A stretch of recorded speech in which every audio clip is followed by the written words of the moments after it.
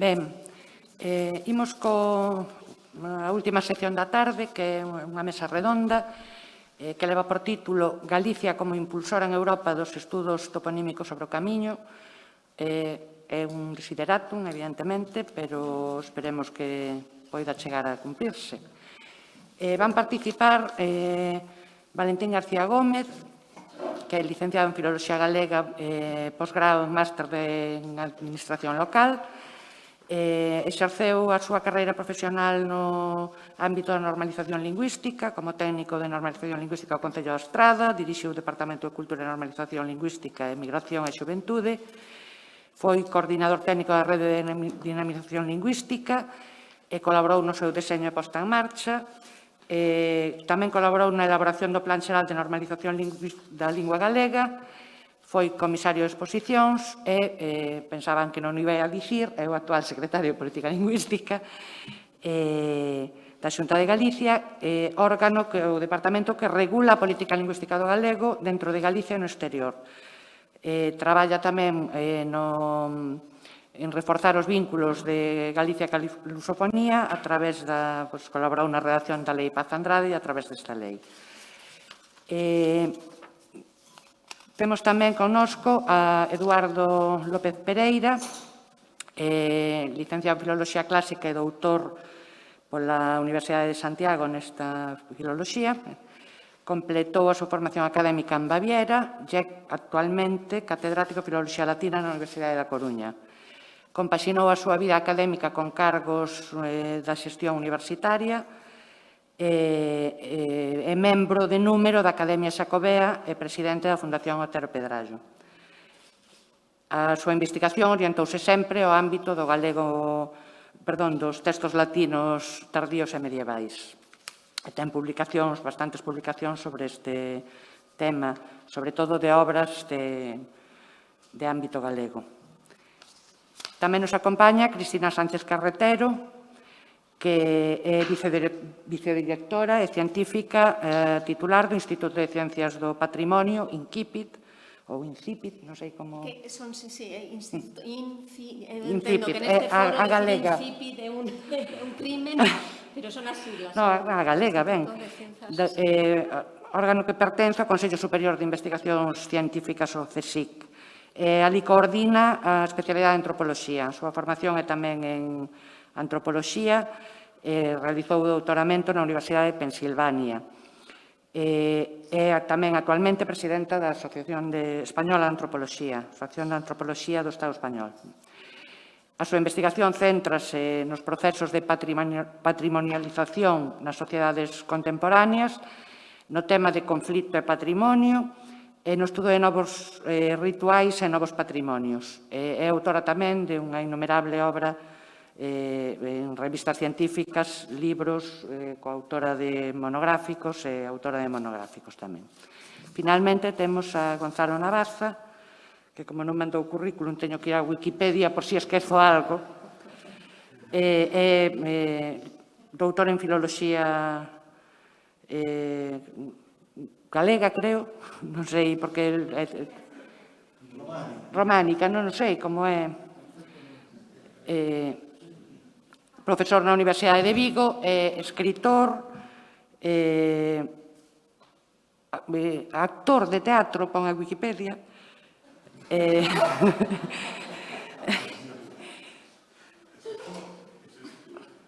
Vai ser enfadar. Autor de numerosos artigos e obras de toponimia, polo que quizáis sexa máis coñecido neste ámbito entre as persoas que estamos aquí. É poeta e novelista. Entre outros, recibiu 2 premios da crítica española por Libra e non recordo outra obra. É unha persoa bastante coñecida, creo que queda un pouco resumido. Vou a ser moi breve na introdución e pídolles que logo fagan unha especie de introducción eles tamén de alrededor de 10 minutos sobre o que consideren que deben dicir sobre o tema para logo pasar ao debate, porque creo que estamos todos con bastante presa. A toponimia pode parecer unha pequena parte de todo o conxunto do patrimonio inmaterial, pero todos sabemos a inxente cantidade de nomes de lugar que temos en Galicia. O sea que cuantitativamente é moi importante. Está protexida por lei, pero non todos creemos que se chegará a tempo de rexistrar todo este patrimonio antes de que se crebe a transmisión de pais a fillos. Somos o berce dos estudos onomásticos modernos, o berce do pai dos estudos onomásticos modernos, Martín Sarmiento, e moito seguimos soñando con aquela idea que el tiña de un aletófilo, o sea, realmente necesitamos un exército de aletófilos ben pagados para non ter que ser varóns, primoxénitos, vinculeiros, orzos aos 21, e meterse a curas, que era como Sarmiento imaginaba o personaxe. Con todo isto, desta cantidade enorme de topónimos, imos falar dun só topónimo, Santiago, ou quizás de dous, Santiago e Galicia, e de patrimonio. Sei que o título da mesa é quizás demasiado difuso, pero iso gustaríanos que os participantes nos desen a súa idea de toponimia e patrimonio, do camiño e o patrimonio, e logo pasaremos a debater os outros aspectos. Valentín, por favor. Pois moitas grazas, Luz. Eu vou ser moi breve como o tempo o exixe, non sen antes dar as sabidas grazas por terme convidado a esta mesa redonda, nas xornadas que están consolidando como unha referencia inexcusable para falar de algo tan importante, de tanta entidade como a toponimia en Galicia. Por parte do cargo que me toca ostentar neste momento, eu non podo deixar de falar en primeiro lugar do portal Toponimia de Galicia, que todos e todas vos coñecedes, e que nos últimos anos foi obxecto dun proceso de modernización e tamén de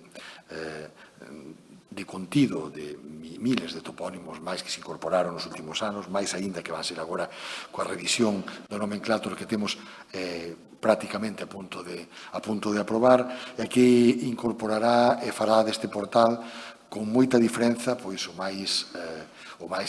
que máis capacidade ten dentro do Estado español para xestionar toponimia, eu atreveríame a dicir mesmo no ámbito europeo.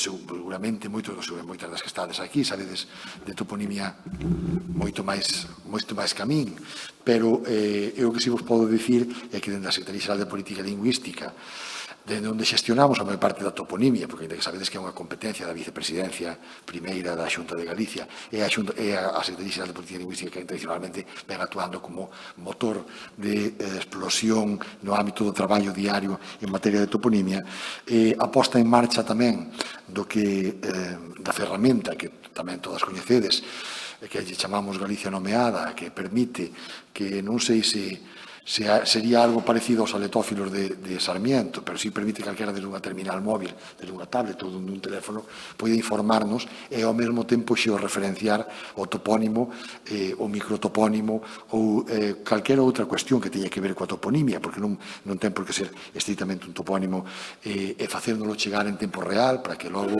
en virtude dese acordo que temos entre a Xunta de Galicia e a Real Academia Galega por medio da súa sección de onomástica toponimia poida ser, cando menos, recibido, recepcionado e no seu momento tratado e liberado da posible deturpación que poida ter e incorporado ao noso nomenclator.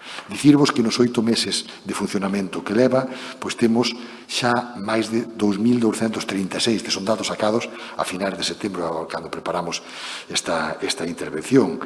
Máis de 29.690, seguramente a día de hoxe superamos xa os 30.000 topónimos que nos chegaron por esta vía. Sei que esta apreciación non ten demasiado que ver cos topónimos do Camiño de Santiago, aínda que sí tamén.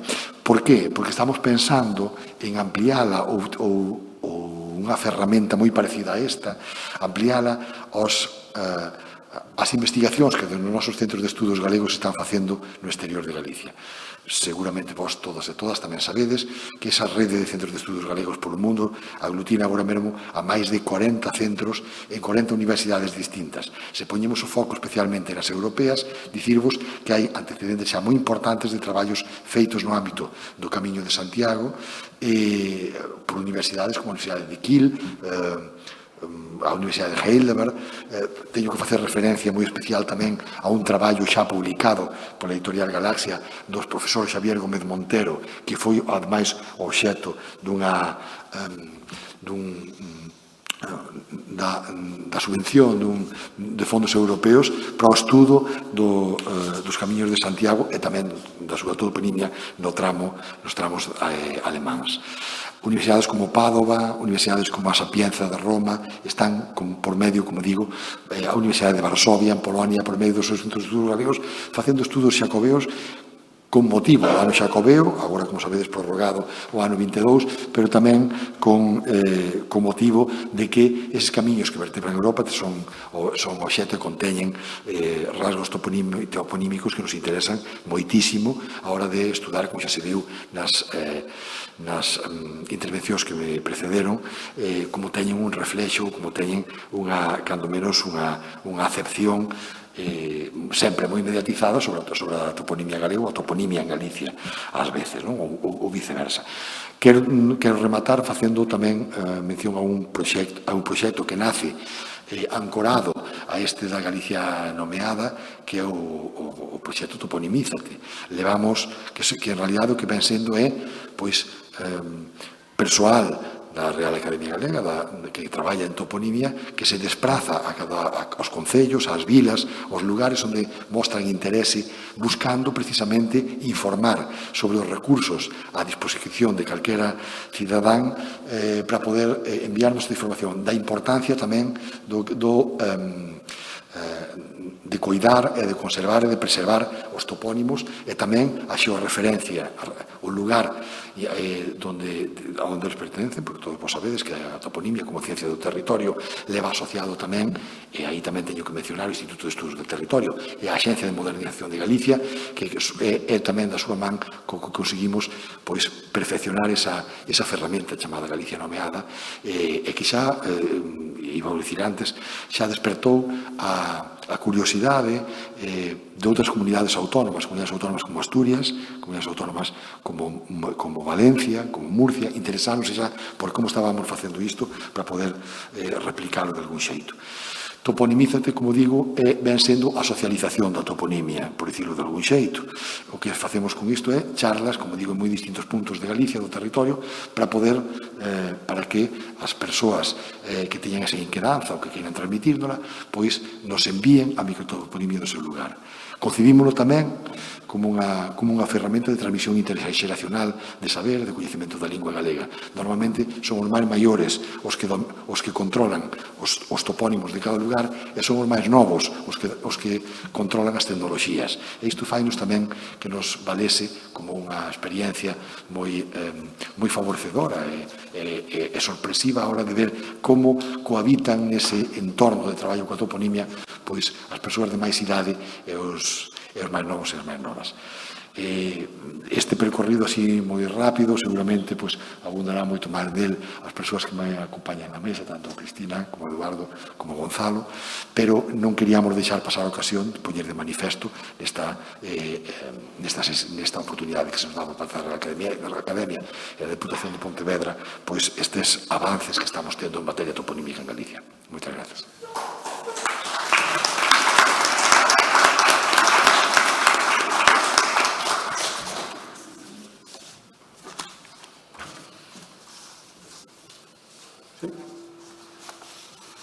Bueno, falando con un auditorio de lingüistas coordinados pola Real Academia Galega, non é necesario dicir que a linguaxe é lineal e, consecuentemente, eu non vou poder dicir todo nun bloque, nun momento, senón que teño que dicir as ideas secuencialmente para poder expresar todo o que eu quero e que me podan entender todos.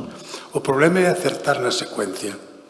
E creo que acerto si empezo por dar as gracias á Real Academia Galega, moi especialmente ao seu presidente, non por ser presidente, sino por o que vou a decir a continuación, porque danme a oportunidade de falar da toponimia no Camiño de Santiago.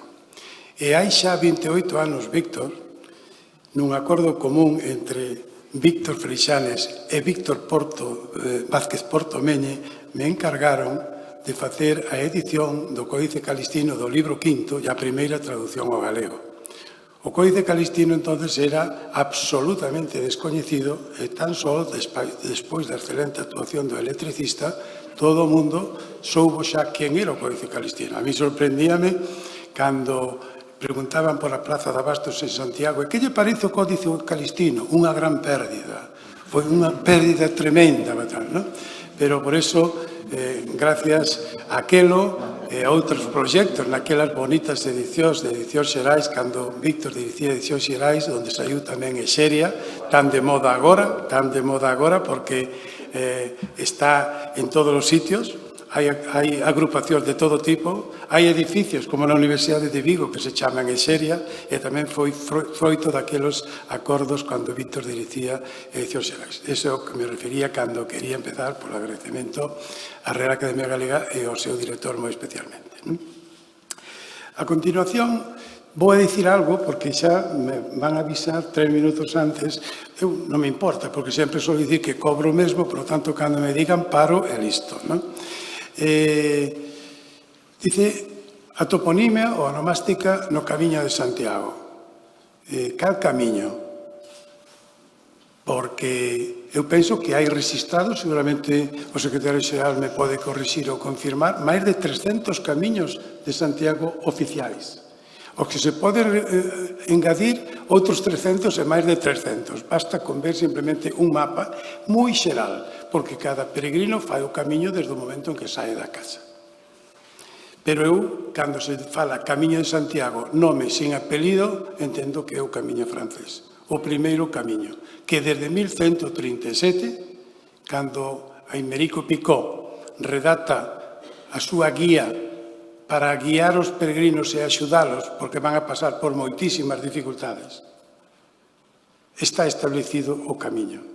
E como estableciu o camiño Aimerico Picó? Estableceuno a base de topónimos. Os fitos que foi poñendo foron topónimos, que logo veremos algúns deles e como se foi establecendo. Por lo tanto, cando se fala de valor patrimonial da toponimia, esencial.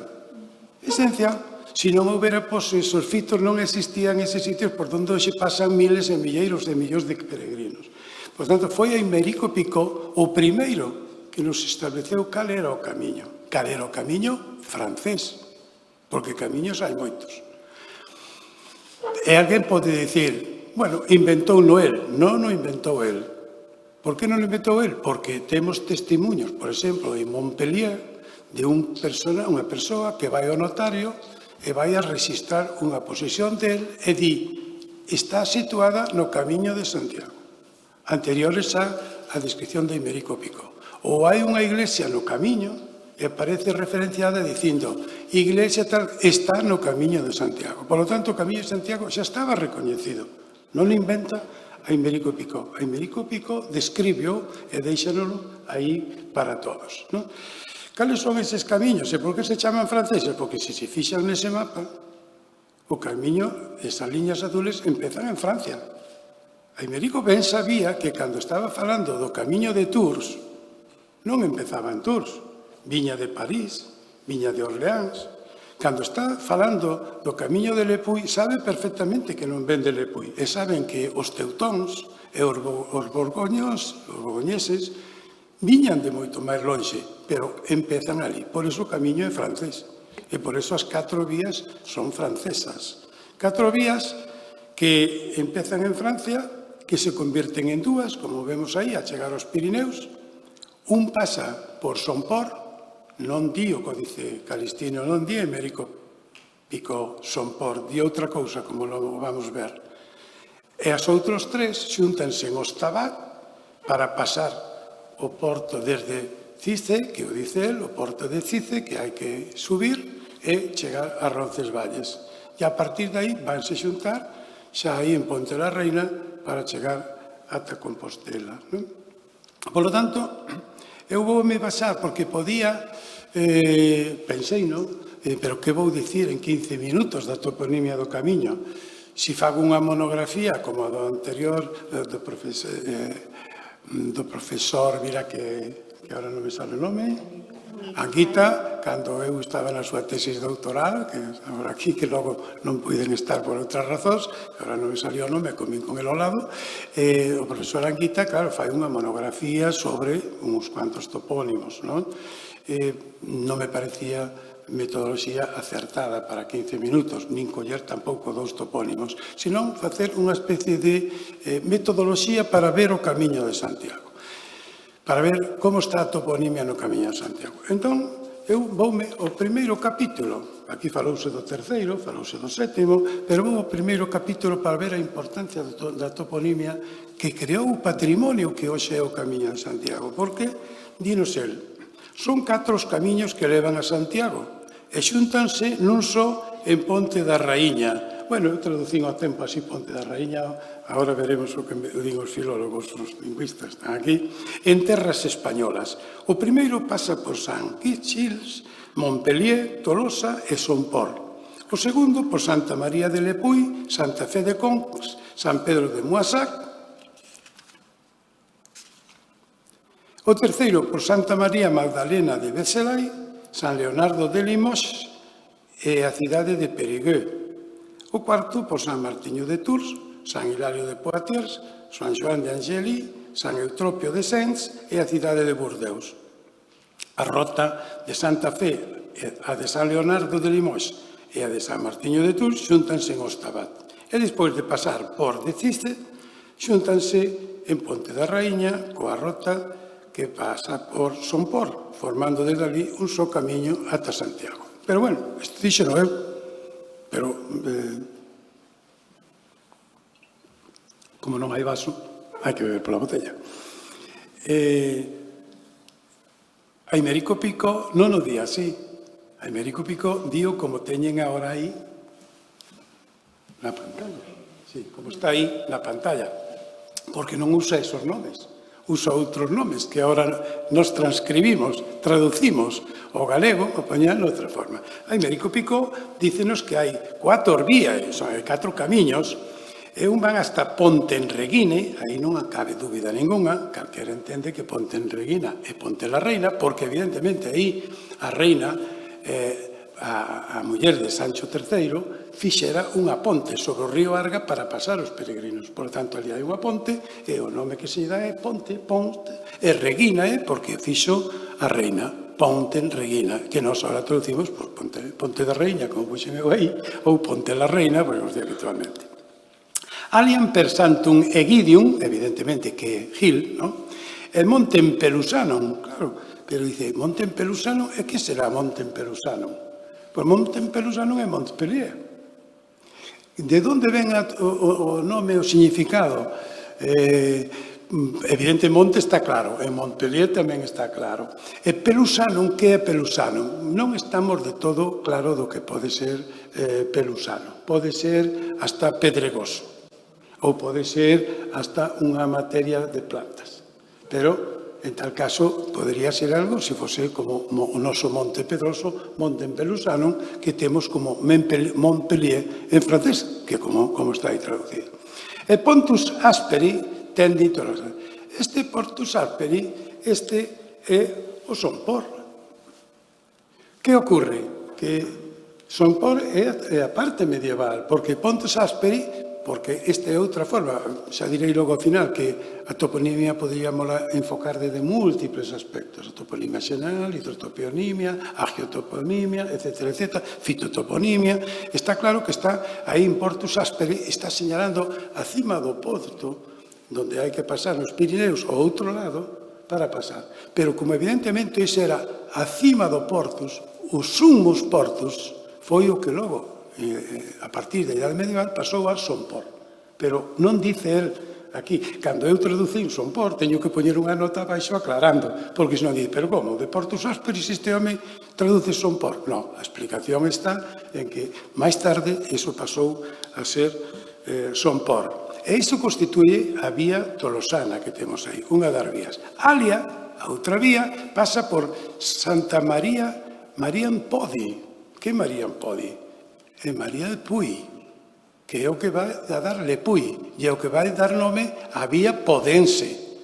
A vía Podense.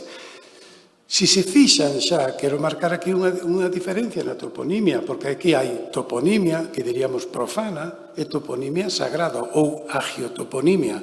Non se refire ás cidades. Aimerico non describe o camiño solo con nomes das cidades, porque non está facendo unha guía turística. Está definindo as cidades que a igrexa correspondente, si se ven, non? San Gil, Santa María de Lepuy, porque isto non é unha guía para turistas, é unha guía para peregrinos. Xa é un valor marcado claramente na toponimia do calistino. Entón, Santa María de Lepuy é Santa Fe de Conques, non dice Conques. A igrexa é Santa Fe de Conques. E logo, San Pedro de Moissac. Iso dá lugar, como dicía, a vida podense. A outra vía vai por Santa María Magdalena de Visiliaki, ¿no? Que é Betzelai, e que se responde xa. Entonces remato. Bueno, pues esos 3 minutos. Ben, quero dicir, vou dedicar o que quería dicir ao principio, que era unha metodoloxía de análise, non unha descripción total, porque senón poderíamos estar aquí pois, unha semana inteira. A terceira vía vai por San Martín de Tours, que é a vía turonense, pero señala San Martín, o noso San Martín que temos por aquí en Galicia, en Ourense, especialmente.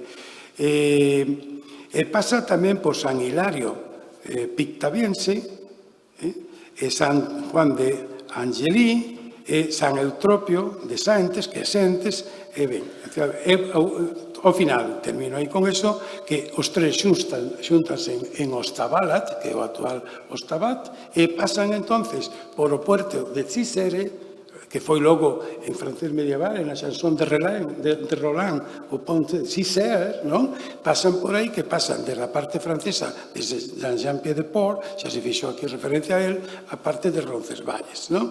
E van a xuntarse en Ponte la Reina. E desde Ponte la Reina, si continuáramos con isto, mira onde chegamos.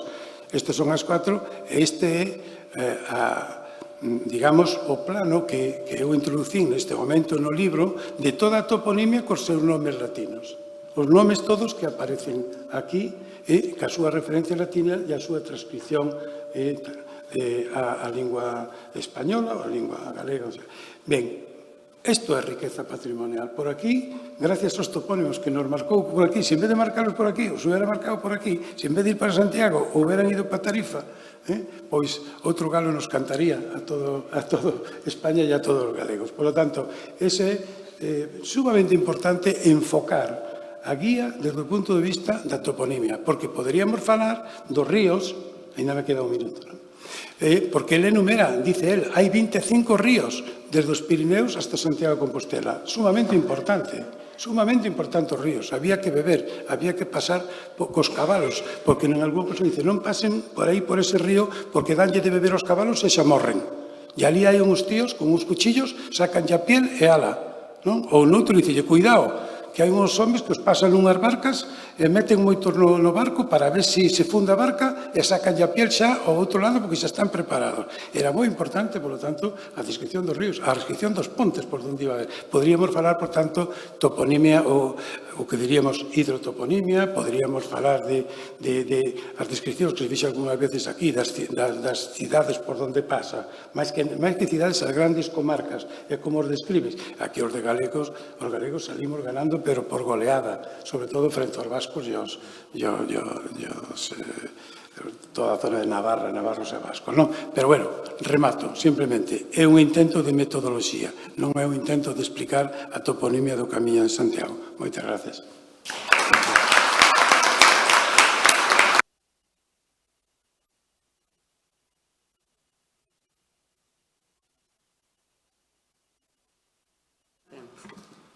Moitas grazas. Moitas grazas a Real, a Academia da Lingua. En esta mesa redonda pediúseme que falara da toponimia como patrimonio inmaterial e para poder contestar ao encargo das coordinadoras Ana Boullón e Luz Méndez, a quen agradezco moitísimo a invitación, plantexo unha pregunta, la propoño para o debate, de non tanto como protexer, sino como facer políticas e estrategias de salvagarda da toponimia do camiño. E vou a poner especial énfasis na distinción e o xiro que permite ter, ahora mismo temos ferramentas para pasar dos modelos de protección e conservación do patrimonio a modelos de salvaguarda. E vou a intentar explicar en que consiste este xiro. O título desta mesa redonda, moi ambicioso, pero moi acertado, de Galicia como impulsora en Europa dos estudos toponímicos sobre o camiño. A miña proposta é que non só pode ser Galiza a pioneira e impulsora dos estudos sobre a toponimia, como de feito xa o é, as iniciativas sobre Galicia nomeada, Toponimízate, penso que son unha gran ferramenta, senón que pode ser pioneira nas metodoloxías colaborativas para a súa salvagarda. Pode ser o seguinte xiro, incorporando, e aquí fago un poquinho de antropoloxía, socioloxía e metodoloxías moi robustas sobre o terreno para cambiar as prácticas e non só os estudios.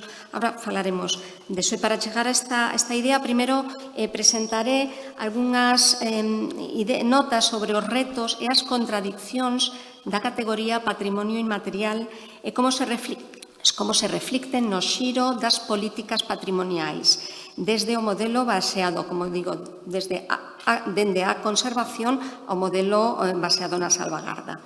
E aquí, cando utilizo o termo patrimonio, parto dunha perspectiva amplamente consensuada dentro das ciencias sociais e humanidades, que sinala o patrimonio como unha construción social, é un acto metacultural, é dicir, unha produción cultural moi específica, porque non só é unha produción cultural, sino que ten que haber todo ese acto de dar valor, acto metacultural de dar valor a aquilo que se considera patrimonio, é característico da modernidade occidental e que va expandindo progresivamente ata a actualidade. No proceso de desenvolvemento de instrumentos conceptuais, normativos e de xestión do patrimonio, o termo, non o concepto, sino o termo patrimonio cultural inmaterial, PCI, é relativamente recente e supón unha serie de transformacións nas nocións máis expandidas do que Laura Jean Smith chama o discurso patrimonial autorizado. Se seguimos a definición que propone a Convención de 2003, ten en conta que a UNESCO firma a Convención en 2003, o Estado español a ratifica en 2006, e dentro deste modelo UNESCO, o PCI, o Patrimonio Cultural Inmaterial, fai referencia a prácticas, coñecementos, valores, crenzas, linguas que un colectivo considera parte fundamental da súa identidade e que desexa salvagardar e transmitir. Entón, a primeira idea que quero transmitir é que esta tipoloxía patrimonial, patrimonio cultural inmaterial, según o modelo de UNESCO, refírese a isto. Pero isto non significa, e é unha das primeiras contradiccións, que a capacidade ou a calidade de inmaterialidade, porque nun sentido estricto todo o patrimonio, independentemente da tipoloxía patrimonial, calquer elemento que se considera digno de ser conservado e transmitido ten valores inmateriais. É dicir, a inmaterialidade é unha dimensión de todo elemento patrimonial independentemente da súa tipoloxía. Sin embargo, vou falar aquí de unha categoría moi concreta, esta modelo UNESCO Patrimonio Cultural Inmaterial, que non fai referencia a esta dimensión, sino a dunha tipoloxía concreta sobre o termo. Pero agora o concepto detrás do patrimonio cultural inmaterial sí que ten unha longa historia. De feito, cando a UNESCO en 2003 crea todo este departamento dedicado a patrimonio cultural inmaterial, a raíz por las inequidades que ten as outras categorías patrimoniais. No sur global prácticamente non existían elementos nomenados como patrimonio dentro da lista de patrimonio mundial. Entón, para superar estas inequidades, crean esta categoría que recolle todo o que son as tradicións, folclore. Foi cando o presidente era de Xapón e aí toda la... Bueno, non vou a entrar aí, pero o que sí que me interesa rescatar es que miran para facer ferramentas concretas e desenvolver políticas de protección, miran ao patrimonio natural.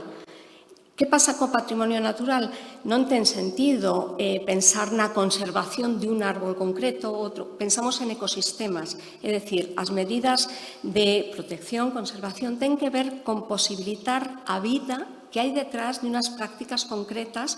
Entón, o patrimonio inmaterial dentro da UNESCO colle ese modelo de protección da naturaleza para aplicarlo ao patrimonio cultural. Con isto, que quero explicar? Que o xiro das ferramentas ten que ver non especificamente con protexer algo concreto, sino con posibilitar os medios de vida que fan posible que, neste caso, a toponimia siga viva. A pesar de todas estas apariencia de novedade deste término patrimonio inmaterial, non se pode considerar unha acción nova. Temos dentro da legislación tamén a protección do folclore público, de todo o patrimonio etnolóxico noutras comunidades autónomas, e dentro de Galicia o que se considera patrimonio etnográfico. En definitiva, que todo isto que non é novo, pero sí plantexa unha serie de contradiccións. Vou presentar someramente unhas cuantas. La primeira é que o modelo de xestión UNESCO de patrimonio inmaterial ten capacidade xurídica a comunidades, grupos, en algúns casos individuos, e poño isto entrecomillado porque ten que estar detrás das propostas que partan das medidas de salvagarda. Vale? E isto en sí ten moitas contradiccións, porque quen forma parte desas comunidades, quen forma parte desa representación. Outra das contradiccións ten que ver con a creación de listas e as consecuencias políticas desas. Xa estamos? Vale. E tamén hai moitas achegas desta categoría. E a principal achega é o énfasis democratizador e o énfasis, de novo, nas metodoloxías participativas. Ten en conta que a construcción de o que na antropoloxía chamamos o réximen patrimonial, as burocracias patrimoniais ten que ver con as élites e ten que ver con unha construcción de unha modernidade. O patrimonio cultural inmaterial fai énfasis en unha democratización, en que non sexan solo unas determinadas élites las que están detrás desta tradición, e, por lo tanto, provoca tamén un xiro desde as tradiciones de tutela do patrimonio a facer os coidados, e volvo a insistir unha palabra que xa salió nesta mesa, o centro das políticas patrimoniales. Canto teño? 2 minutos, vale, pois, entro en que precisamente as contradicciones na xestión do patrimonio e a ausencia de ferramentas adecuadas, pero que sí que están testadas en outros lugares, e poño, por exemplo, Brasil, Colombia. Aquí en Galicia temos un gran problema, e que temos unha legislación pionera en patrimonio, porque é a primeira de todas as comunidades autónomas que incorpora a figura de patrimonio cultural inmaterial, pero, sin embargo, as ferramentas de xestión siguen modelos plenamente obxectualistas, entón aí hai unha brecha que por eso penso que a toponimia que é pioneira en moitos aspectos pode ser tamén en esta cuestión da salvaguarda. E aí, bueno, pues lo lanzo para o debate como que de feito na mesa anterior tivemos o que están a facer estas grandes profesionales da educación nos institutos no fondo investigación e acción participativa.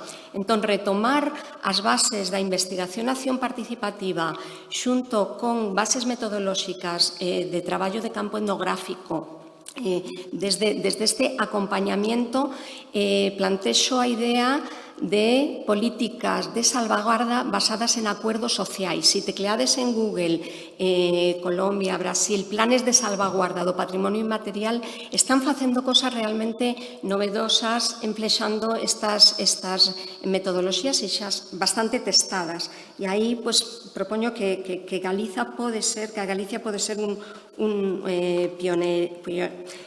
pionera nesto. Iba a desenvolver todas as teorías de Tim Ingold, del habitar, que significa habitar o patrimonio, que significa habitar a toponimia, que significa que os rapaces, as rapazas ocupen e vivan a toponimia nas súas vidas diariamente. Traballar coas persoas que crean, habitan e sostén actualmente o patrimonio é parte importante da súa salvaguarda e ten que ir necesariamente ligada a un escoitar a estos actores sociais que logo están no seu uso. Entonces, nada, pecho xa e propoño para o debate como facer intervencións sociais sobre a toponimia para que non só sexan estudiar e conservar a toponimia dos camiños, sino ter medidas concretas de salvaguarda baseadas nestos acordos sociais, prácticas que posibilitan que sexan habitadas, porque, en definitiva, para mí, unha das preguntas máis importantes é quen coida do patrimonio, quen coida da toponimia, e non pode ser unha cuestión dos estudiosos, das estudiosas. E xa remato. Gracias.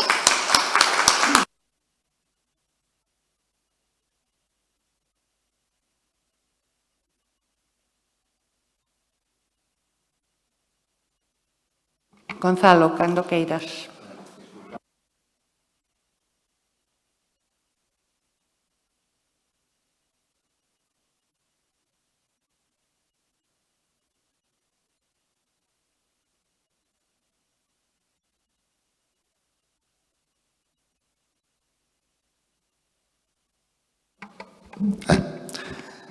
Disculpade. Digo que vou falar de toponimia xacobea, é dicir, daqueles topónimos que están motivados pola propia existencia do Camiño das Peregrinacións e do feito xacobeo. Como andamos medio... Vou ler un resumiño do que traía logo no texto. Entón, en primeiro lugar, estudo os topónimos que conteñen o substantivo camiño. Aquí hai que evitar naturalmente a microtoponimia, porque na microtoponimia, ainda que poida haber algún camiño que fai referencia ao Camiño de Santiago, pois calquera outro camiño recibe ese nome, pero en graos de toponimia un pouco máis elevados eu escollín nomes de parroquias, pois son todas, maioritariamente son todas do Camiño francés, San Martiño de Calvos de Sobrecamiño, Calvos de Socamiño, San Xiao do Camiño, o Camiño San Mamede, San Miguel do Camiño. Podemos incluir como propia do Camiño portugués, se queremos, a Virxe do Camiño, a peregrina pontevedresa, que é Camiño portugués.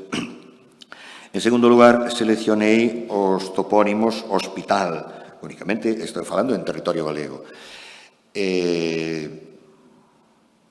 Este sí que permiten xa dibuixar outros diferentes vías, maioritariamente da vía francígena, do Camiño francés, o hospital, lugar e parroquia en Pedrafita do Cebreiro, o hospital, lugar da parroquia de San Memede do Río en Portomarín, que tamén motiva o topónimo o Alto do Hospital, na veciña parroquia de Nespereira, o Hospital das Seixas, San Bernardo, etc. Unhas do Camiño francés, da variante por Lugo, chamada vía Cúnico, outras variantes, é dicir, o desvío por Lugo e logo retoma o Camiño francés En Sobrado hai tamén 2 hospitais, un deles na parroquia de San Pedro de Mera, concello de Lugo, e outro hospital na parroquia de Santo André de Chamoso, concello do Corgo. Do chamado camiño inglés e das súas dúas ramas, unha que ven de Ortegal e Ferrol, outra da Coruña, que confluían en Bruma, pois teño un topónimo hospital na parroquia de Andabao, en Boimorto, outro topónimo hospital na parroquia de Bruma, que é onde se producía a confluencia destas dúas vías. Do chamado, o que hoxe falaron pola tarde, o chamado Camiño do Mar, ou a variante do Camiño do Norte, porque hai propiamente o Camiño do Mar, en Cedeira, na parroquia de Montoxo, o campo do hospital, outro hospital en Ortigueira. Acabo de saltar aquí dunha páxina para outra e deixei atrás varios. Bueno, 2 hospitais no interior da provincia da Coruña, unha parroquia de Dumbría, concello deste nome, e outro en Xallas de Castriz, en Santa Comba. Eu creo que revelan un camiño alternativo deste do que se falou antes, do que viña por da ría de Murosenoia. E dese camiño, creo que un elemento fundamental dese camiño é a Ponte Nafonso. E quero reivindicar o propio nome da Ponte Nafonso como un topónimo xacobeo. Na tradición toponímica ou na tradición histórica, dubídase de que Afonso, primeiro, sábese que é un rei, ese que dá ese nome de Nafonso, sábese que ese N é o resto de do Nafonso, don, interpretado o don, a primeira parte como a preposición co artigo do, por eso desapareceu Ponte Nafonso. Circula a idea de se ten que ver con Afonso II, con Afonso III ou con Afonso VIII, chamado noveno. É de Afonso VIII, a documentación de todos os outros danos información suficiente sobre o propio proceso de construción. E antes de estar concluído, chamábanlle Ponte das Pías, segundo aparece na documentación, de maneira que o único Afonso que pode motivalo é Afonso IX, que é o gran promotor do camiño nas últimas décadas do século XII e inicio do XIII. Bueno, teño outros 2 hospitais, saltei aquí varios, teño unha lista de topónimos hospital que tamén dan unha idea de diferentes camiños, algúns deles que deixaron de ter uso. Por exemplo, o camiño, xa entra no terceiro grupo, que é o topónimo Rozavales, e vou falar destes camiños desaparecidos, porque Rozavales é o nome dunha parroquia en Monforte, consérvase a documentación pola cal, antigamente chamábase Salvador, pola cal o rei Afonso VIII, alias IX, lle concede esta parroquia aos confrades da Orde de Roncesvalles, instálanse aí e pasa a chamarse Rozavales. O nome Roncesvalles ou outras variantes, en castelán Roncesvalles, adáptase no galego medieval como Rozavales, como un composto do verbo rozar e o plural do verbo val. Pois ben, é unha parroquia antigamente chamada Salvador, era un lugar importante Salvador porque aparece nas divisións territoriais do século VI, da documentación de Lugo e de Braga, e a entrada a Lemos por un camiño que na actualidade están intentando reivindicar. Era un camiño que viña que entraba por Viana do Bolo, e ora vou aos Vianas. Eu creo que Viana é o topónimo xacobeo por excelencia. A primeira Viana, o primeiro nome de Viana impono Afonso VIII, chamado noveno, non sei como chamar, vou chamar Afonso IX, imponllo Afonso IX a unha localidade que previamente se chamaba Reboreda ou Robreda. Durante un tempo ainda tamén se registra como Viana de Robreda e na actual Viana do Bolo. En 1206 é cando se concede o foral que lle cambia o nome. Xa teño publicado algúns traballos acerca de como este rei, o tempo que coincidía un foro de poboamento ou un foral, mudáballe o nome á poboación, seguindo o modelo empregado polo seu pai Fernando II en Benavente, cando lle mudou o nome a Malgrado. Bueno, pois, creo que a primeira Viana é a Viana do Bolo, o foral é de 1206, aínda que non se conserva o dato, é dicir, o documento máis antigo que conservamos con ese nome é de 1209, pero fai referencia á concesión ou á construción da igrexa, como se diga. a concesión de un foral, porque ás veces cando se concede un foral parece que se crea unha nova poboación, pero as poboacións xa existían, a localidade de Reboreda xa existía previamente. Xa digo, 1206, 13 anos máis tarde, 1219, o rei de Navarra imponlle o mesmo nome a unha localidade previamente chamada Hospital. E a Viana Navarra, ata hai moi pouco tempo pensábanse que eran topónimos prerromanos ou non se sabía, non se tiña información. Hoxe que conocemos cal era o nome previo que tiñan, podemos saber cando naceron. A terceira, non paro máis que nesta, a terceira é Viana do Castelo, e tamén se conserva o foral de Afonso III, o Boloñés, onde lle muda o nome a unha localidade previamente chamada Santa María de Foz de Lima e imponlle o nome de Viana. Creo que é o topónimo máis xenuinamente xacobeo. Primeiro, de onde se toma este topónimo? Eu sospeito, desde logo isto non vai poder confirmarse, eu sospeito que está tomado do nome da residencia de Turpini. Primeiro, está tomado da historia Turpini. Viana, en francés, Vienne, é a localidade onde reside Turpín, quen se encarga de contar como o seu amigo Carlomagno liberou de Incieis o camiño cara a Compostela. En francés, Vienne, en occitano, Viana, e na traducción galega medieval dos Milagres de Santiago tamén Viana. Por que escollen este nome Viana? Porque permite etimoloxizarse como un adxetivo derivado de vía, a do camiño. A importancia das etimoloxías, ou máis que das etimoloxías, tal como entendemos hoxe etimoloxía, que é a historia e a orixe da forma e o significado dunha palabra, esta é unha cousa moi recente, é do século XIX. Pero previamente existía etimoloxía, as etimoloxías de Isidoro Hispalensis, etimoloxía no sentido moitísimo máis amplo, moitísimo menos científico, claro, é unha arte que axuda a desvelar que cousa ocultan as palabras que revela a íntima esencia daquilo que designan. Cítase o exemplo de cadáver, caro, data, ver mínimos, carne dada aos vermes. Non será certo, pero é enxeñoso, e así funcionaba esa etimoloxía, non tiña nada que ver coa realidade etimolóxica tal como entendemos. No signo real pintaban un león, eles cando escribían en latín, a león chamábanlle legio ou legionen, sabían de sobra que era unha palabra que non tiña que ver co león, pero ao mesmo tempo o león era o símbolo que representaba esa palabra. Pois tamén Viana interprétase como un derivado de vía. Acabo xa con Viana, traía outras, traía de Crunia, pero xa se comentou, ou xa se falou aquí, que ata hai pouco non se sabía de onde procedía o nome da Coruña, e pensábase que era prerromano, o mesmo rei, tomou un nome dunha cidade non localizable da historia Turpini e aplicoulla á cidade que se chamaba Faro. Cando se compón os textos do Códice Calixtino, a cidade da Coruña chamase Faro e continúa chamándose Faro durante moitas décadas ata o século seguinte, ata o ano 1208, en que o rei lle muda o nome. Remato co de Viana, digo. Viana é o topónimo, un dos topónimos, teño aquí algún máis que ten que ver con isto, un dos topónimos xacobeos por excelencia.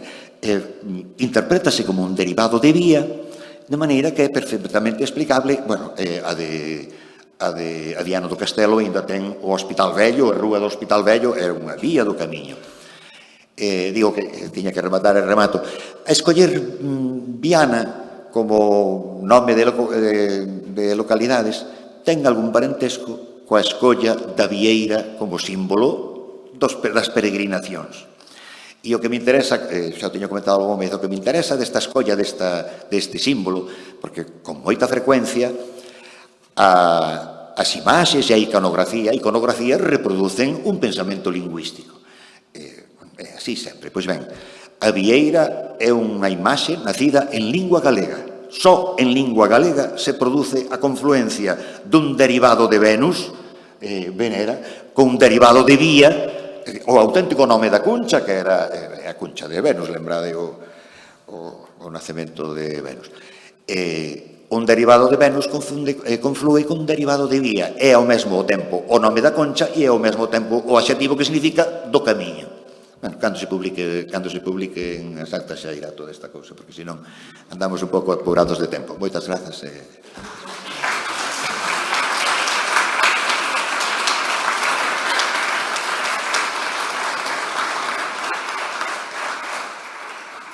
Imos iniciar un tempo de debate, non que pode ser moi extenso porque Cristina ten que marchar. Bueno, vale, entón ainda nos dá, temos media hora para... non sei se estaremos tanto tempo, pero quería iniciarlo eu, o debate, volvendo a redundar un pouco na pregunta ou no desexo do título. Considerades que temos ferramentas suficientes? Porque un pouco a idea tamén desta mesa redonda era buscar o apoio do Consello, da Academia Xacobea e do Goberno galego para, aproveitando que ano que ven é outra vez ano Xacobeo, intentar organizar un congreso internacional de toponimia onde poidan vir especialistas de toda Europa e facelos partícipes desa necesidade de registrar a toponimia do camiño. Entón, credes que temos ferramentas suficientes desde o punto de vista patrimonial? O sea, bueno, ti que eres unha coidadora ou curadora do patrimonio, López Pereiro, que como representante da Academia Xacobea, para poder ser de alguna maneira ese elo de unión onomástico con respecto á toponimia europea. Non sei se a pregunta é un pouco vaga, pero, bueno, era a idea do título que...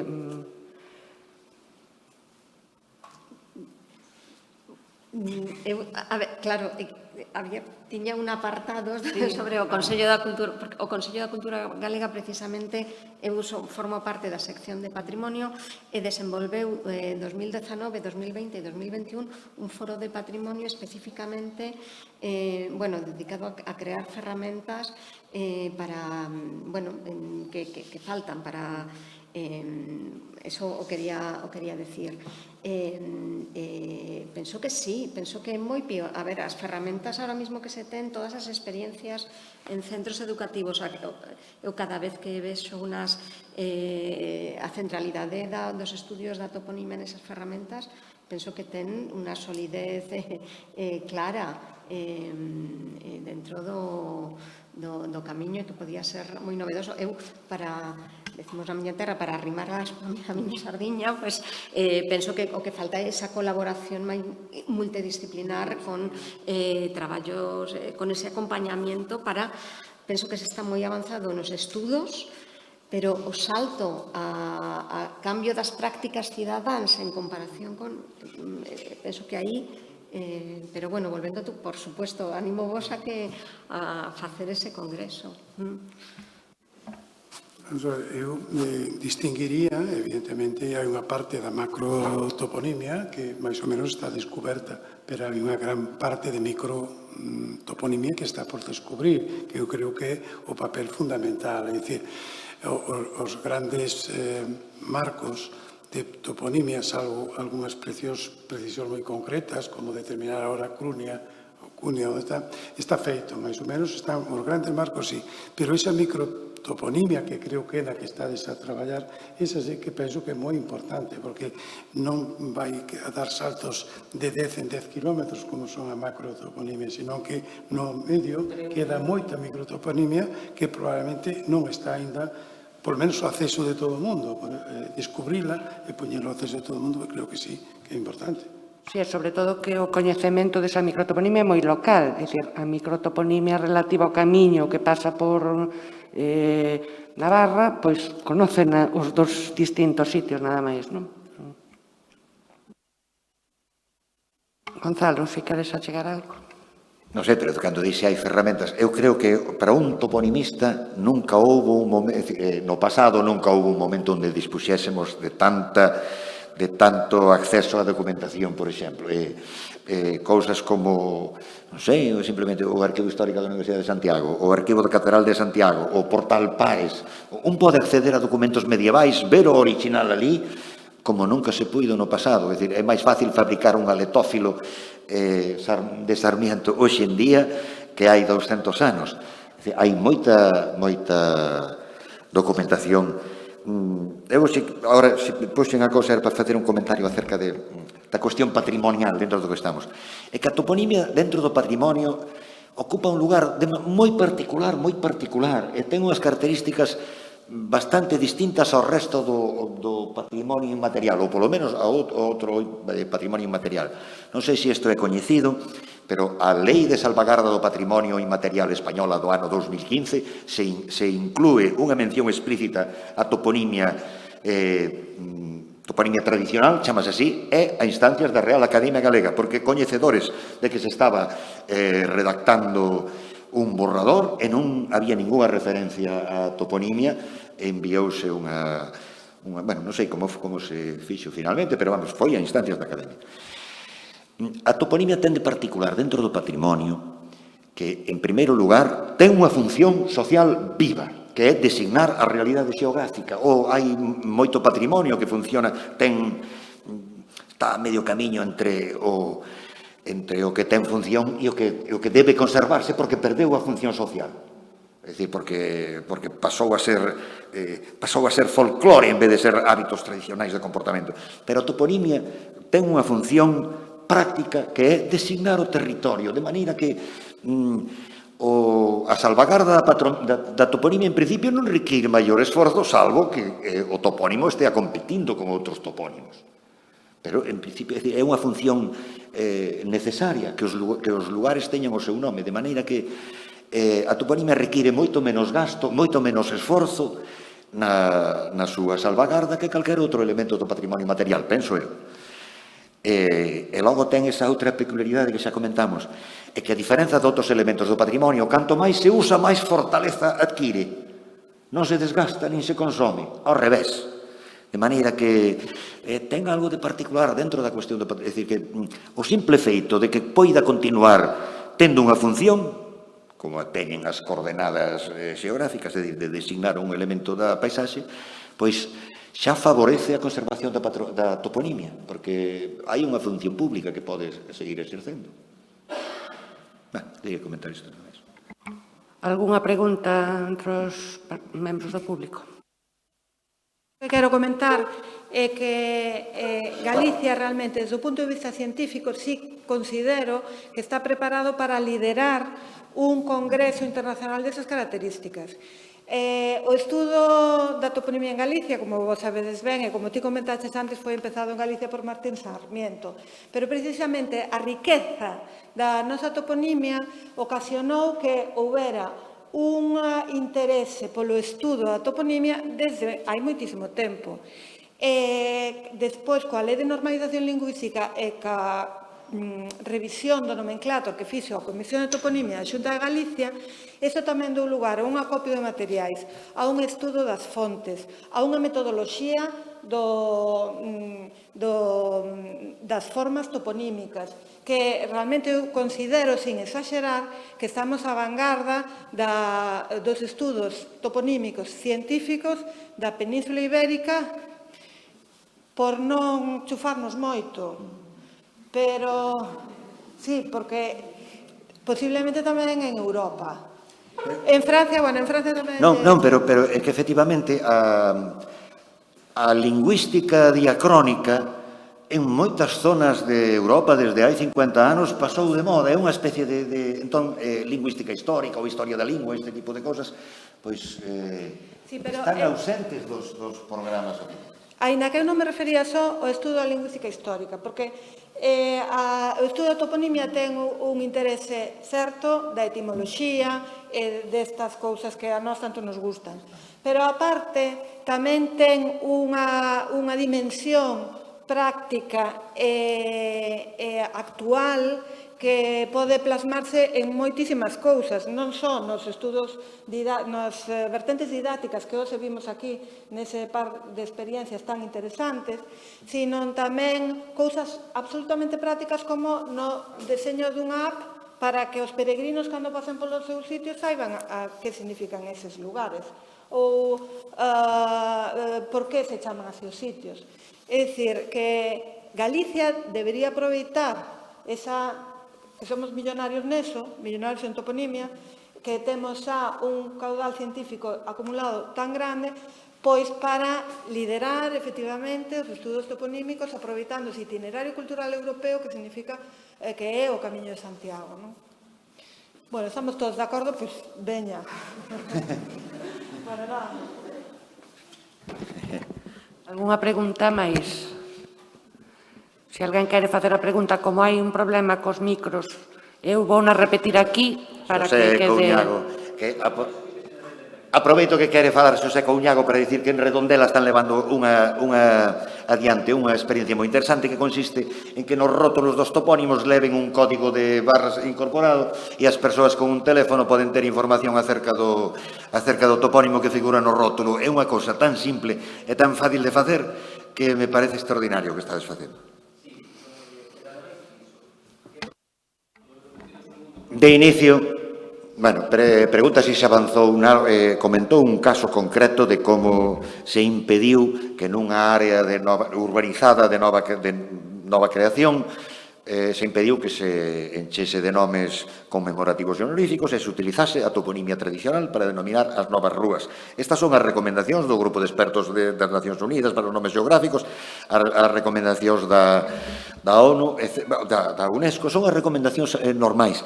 A toponimia conmemorativa e honorífica está moi desacreditada na xente interesada no patrimonio, pero sucede que entre a xente común e ás veces entre os que teñen responsabilidades municipais, pois tenden a pensar que esa é a única maneira de poñerlle nome a unha rúa, de maneira que...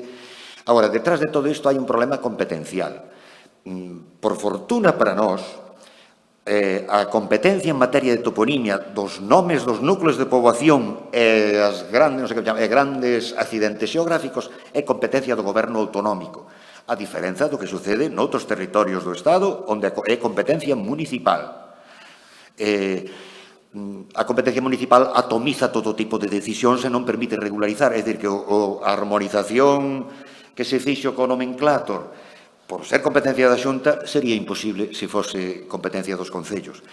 Moitos concellos, basta con falar con eles e enseguida